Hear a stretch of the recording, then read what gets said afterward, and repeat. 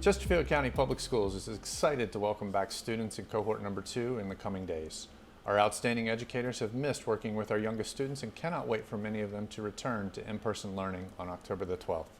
Hello Team Chesterfield and welcome to our latest Project Restart update. My name is Tim Bullis and I work with the Communications and Community Engagement team at Chesterfield County Public Schools. The school board meets on October the 13th and could be in a position to consider the potential inclusion of cohort number 3 for in-person learning. Cohort number 3 includes students in grades 4 through 5, as well as high school students participating in classes at the Career and Technical Centers. With me today to talk about our Project Restart plan, some enhancements that we've made, and some friendly reminders as we head back to school on Monday is our superintendent, Dr. Merv Doherty. Dr. Doherty, welcome. Thank you, Tim. So let's start. We've had cohort number 1 in. We're bringing back cohort number 2 on Monday, and on Tuesday, the school board could say cohort number 3 is eligible to return in 2 weeks. Let's start with cohort number 2. When do they start? Who's included? And how will they return to school? On Monday, this coming Monday, we have the opportunity for our students to come back kindergarten, pre-K through 3rd grade. On Monday and Tuesday, we will have students with the last name of A to K. Then on Thursday and Friday, have L to Z. We have asked parents to help us with transportation. Our transportation people have worked very hard, working around the clock.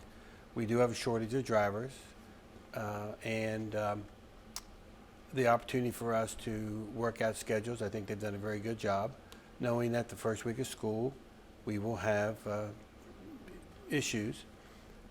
Because we will have more students in some stops than others to pick up. But they have scheduled the routes, double backs, and hopefully with timing, and our schools are prepared to receive and to work with students. I would suggest that our parents make sure they go to the website to pick up the My Stop, which tells them where their bus is and the timing and everything. But we would be encouraged if our parents would take us up on the opportunity to drive their students and pick their students up from school with the restrictions that we have of 1 child per seat right now. So let's dig a little deeper on those restrictions. With the guidance that we've been given, we can fit about 26 students on a bus. A bus normally holds 50 to 72. Absolutely. So it's going to be a challenge as we get students to Well, and from they've marked school. their buses to where it's a checkerboard system. Window seat, all the way down. And with the hope at some time in the future that those restrictions will be lifted in some manner. And that is the only place right now that you would see students under 6 feet in our system. This was allowed by the health department and by the risk management. And I know there's been a lot of discussion about, is it 6 feet, is it 3 feet? And the safest distance for our students is 6 feet. And wherever possible, we're going to try to live by those 6 feet.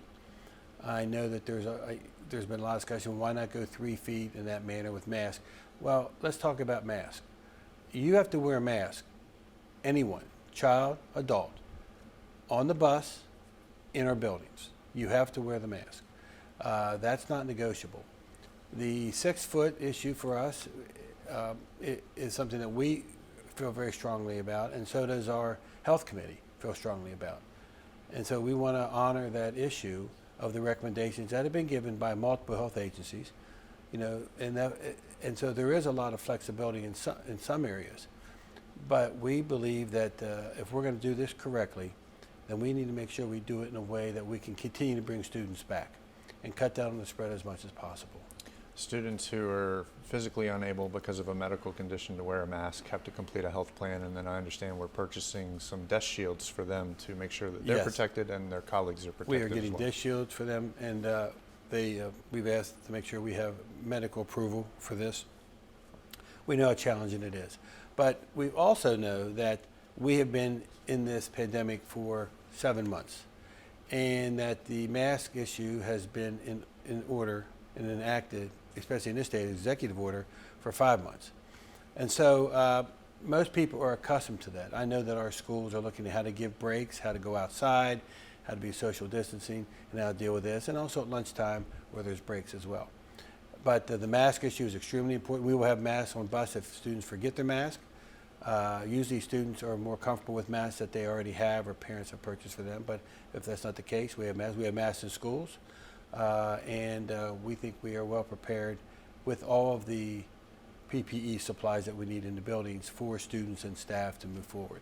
But we did purchase shields, and as they continue to come in, as we can set them up, and as we're notified that schools need them, because right now we have been given the information that how many are needed, if it's 10, 20, 15, how many are needed at each school. So we will deliver. So you asked earlier for parents to help us with the transportation process. There's another part that parents and students have to do before they even leave home in the morning, and that's a daily health self-assessment. Absolutely. Can you talk a little bit about that? Well, we do it for our staff. I do it every morning, and the information has been provided. We have it posted. We've sent it out. It's on our website. Really 4 simple questions. And we really would need our parents and our students to stay home if they're not feeling well. They can join online. They can do some other things. But we really need people to stay home. We truly need to respect everyone else in the building. And if we're going to overcome this pandemic, then we all have a very important part to play in making sure our self-health, one, is where it needs to be, and that we are aware of everyone else around us and how we affect everyone else if we were sick. So you just briefly touched on the topic of technology by saying that a student who's sick can jump on virtually on the day that they're out. What supports are we still providing to families in terms of technology? Well, thank you for that question. And I do want to say this right off the bat. If you're a family that's still in need of a hotspot or in need of internet, please let your school know so we can get our technology people on it immediately. I think we're going to be over 1,500 hotspots soon, and over 1,500 internet with internet access with Comcast. And we've been very blessed by having business partners give us money for this. So we want to help, but we don't know how to help if people don't tell us. But our tech teams, we still have our call lines. Our tech teams, they can call the school. The tech people at the school can help. The instructional designers can help. Usually, a fix of a computer for most students when they call in their parents has been about a minute, because it's usually 3 clicks and a movement, and they fixed the problem. And that's my technology ability right there. But they've done a very good job, and we're still running over, when you think about staff and students, over 70,000 people a day that are using the system, and most of the days are running without any glitches at all. There are times that things get kicked off, but I think people are used to the internet and how the internet works now and how the systems work for us, especially with Canvas and other things, and with our online learning. And that technology support has been a real boon for our students. Our attendance rates so far this year have been fantastic. The ability and the flexibility for students to join us if they can't join us real time during the class day, working at night, our attendance rates are just as good, if not better, in a lot of cases than they are during a normal school year. Yeah, we were very surprised, but our teachers have done a good job of not only teaching. I just want to say our teachers are phenomenal, and the support staff in the buildings have done a great job. They're just superstars. But also contacting families and students saying, hey, we don't see you, you need to get online, you need to get in class, you need to do your work. And so we think the start of the school year with the virtual has been very strong, where some people have decided to stay virtual instead of come back. And we want to give that option to every parent. You don't feel that you have to bring your child back. If you are worried about something, let them stay virtual. But we know that face-to-face is important, and the goal is to eventually get us back to 5 days a week. We started the year in that virtual learning environment, as you just noted. There were some parents and staff who were a little bit anxious about that. There was a glitch day one, but since then it's been relatively smooth, and a lot of positive comments back from parents. What would you say to a parent who's now anxious about the return in a hybrid model? How can we help ease their concerns? I think any change is difficult, especially during a pandemic. So when you think about all our families have been through in 7 months, from we're in school on the 12th, we're not in school on the 13th, that Friday, and then we're closed, and we're doing virtual, and they're scrambling, and they're working. And then you have the pressure, not only from the school system, but you have the pressure from employment issues, from the societal issues itself. And so we truly understand this. We also know that we have two really strong groups of parents, those who want to stay in virtual and those who want us to come back. And so, as I tell people, we're not pleasing anyone in one sense. Our goal is to do what's safe and best for our children. And so when you think about, do I come back to the start face-to-face time with 2 days of face-to-face time and 3 days of some virtual time? Or do I stay virtual completely? And some of our parents are very comfortable with that right now, and they feel their children are very comfortable with this. And they feel, we've had comments where parents, their children have done better in school by doing it virtual. And so now this change is coming. They're saying, well, I don't know if I want to do this change, and that's okay. Because we think as we continue to bring in the hybrid model and things continue to go, as long as our health data stays low, more and more people will want to come back. It's just like what would happen. I don't want to do virtual. I don't want to do virtual. Oh, virtual is fine. But it's not fine for everybody, and we know that. So I do think there'll be a momentum build into this where more and more people will want to come back. And we'll just see how it goes out, because we have to be flexible to make changes every day in what's going on. And that's like this you talked about some changes and flexibilities that we were given, such as the cafeteria, that we will be able, and this is where the principals will do a great job with their staff, find out how they can let their kids come into the cafeteria, social distancing, keep social distancing there, and how they can sit down and eat lunch in the cafeteria, which will give them a break from their classroom. It's not going to start right away for kids, but they're going to build into this and help children understand it, because there's a lot to learn. They've been out of school for 7 months. Just about all of our students are going to have to learn how to be in school again. You know, first of all, they got to get dressed. They got to present themselves in school. They got to understand what's going on. They have to be around people again. That may take several weeks for us to have our young people realize that they're now around people again. A whole new transition process, not unlike any normal first day of school. Yeah. You talked about some of the operational flexibility that we've gained over the past couple of days.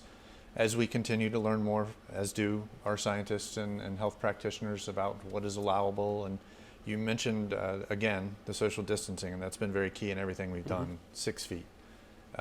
You mentioned the ability to be able to use the cafeteria in the coming weeks as our principals welcome students back in and our schools figure out how to make things work in this new environment. What are some of the other operational flexibilities that we've been given?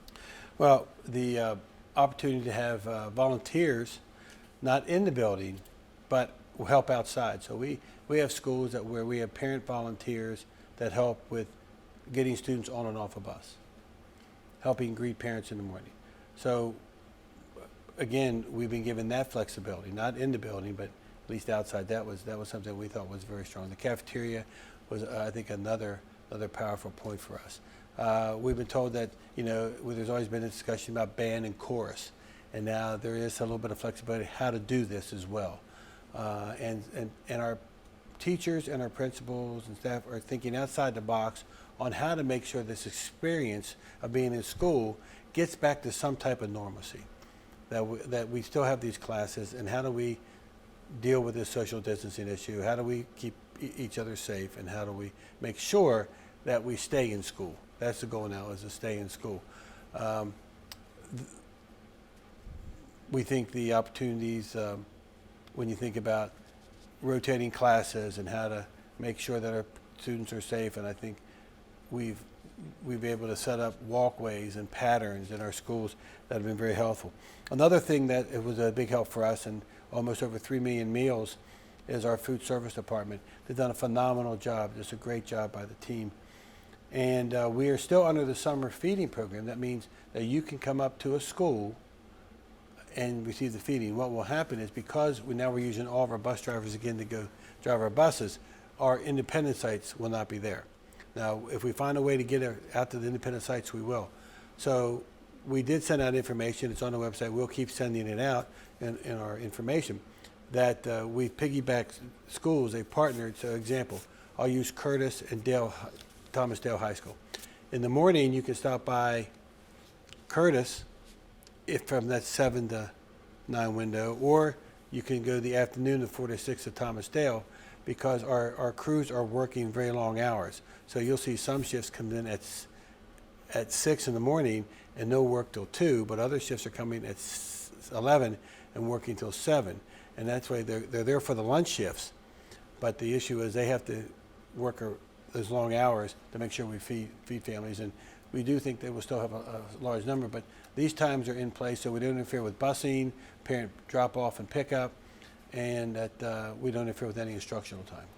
I think it's important to note also that these meals are free for Yes. any student in between the age of 2 through 18. And that includes even during the school day, right? In the cafeteria, a student can get a free lunch at this point, any student. Mm-hmm. Yep, and so we're excited that we're under the summer feeding program. And some schools qualify for breakfast, lunch, dinner, and snack, and some only qualify for breakfast and lunch. And that's just federal, state guidelines, so we can't do anything about it. But I think we've done a good job of communicating it out there. We will continue to communicate those issues out there. We have to understand as a society that, like it or not, we're in a pandemic. And because we're in this pandemic, things change sometimes every other minute, every hour, every day. And that we can be upset about certain things or not like certain things. But the bottom line is we are in a pandemic, and you can believe we're in a pandemic or we're not in a pandemic. You can believe it's deadly or it's not deadly. It really doesn't matter. There are health guidelines, executive orders, and we want to follow the guidelines, because by not following the guidelines, we put people at risk. And my responsibility is to make sure we don't put people at risk. We are working very hard to make sure the schools are clean. They'll continue to be clean during the day, at night, that our air ventilation is where it needs to be, that when everybody in the country is trying to get the same filters, get the same water fountains, get the same everything. Our people have done a phenomenal job of thinking about changing at a moment's notice to do this. And so the system is ready. The system is ready. We have a great plan. We've had the same plan since in July. The hybrid model is the one that helps us get students face to face. When we can bring more students back, we will bring more students back. But next week we start with approximately 17,000, and that is a huge step for us. And so we're going to take the next 2 weeks to implement and to learn. We've talked about a lot today. We've talked about who the second cohort is, the masks, the self-assessment, transportation, technology, meals, instruction. What are we missing? I think we have to understand as adults that our children are fragile. And I understand the importance of parents talking to me and saying, my child needs to come back to school. They're missing out. We get that. We get a lot of emails. We get the point that people are fearful. But I think one thing that we've lost in our society, and you've heard me say this many times, we have lost the ability to listen to one another and to give grace. And we're talking about how we work with our schools, work with our families. We're here to support and serve. And whatever the problem is, we give grace. And we will work with you. But understanding that sometimes it takes time to resolve a problem. We are not a school division. And that is not an excuse, that's a fact. And I give our people a great deal of credit how they resolve problems in a very short period of time. And they'll continue to do a great job. Chesterfield families and community, you need to understand, you've got some unbelievably talented people in our schools, leading our schools, and in the school division that I get to see work every day. And they are phenomenal people. And I think they'll do their job, and they'll do it to the best, because it's always about children first. And of course, as we start to close out, our families have been terrific partners during this whole pandemic. They have been unbelievable. And I've talked to so many parents that say they didn't realize how difficult teaching was. They never want to teach. They never wanted to go into it. But any of you who love this job, you want to be a substitute teacher, come on in, we'll take you. So we've talked about a lot of information today. We've gone over masks, self-assessments, transportation, meal service, technology assistance, All of this information is available at mychesterfieldschools.com. If you click on the Project Restart button in the middle of the page, you can even find out what schools have had positive cases at this point. We're a wide open book as much as we can be. With that, we appreciate your time and attention today. We look forward to welcoming cohort number 2 back soon and to consider the eligibility of cohort number 3. Thank you for your continued support of Chesterfield County Public Schools. Have a great day.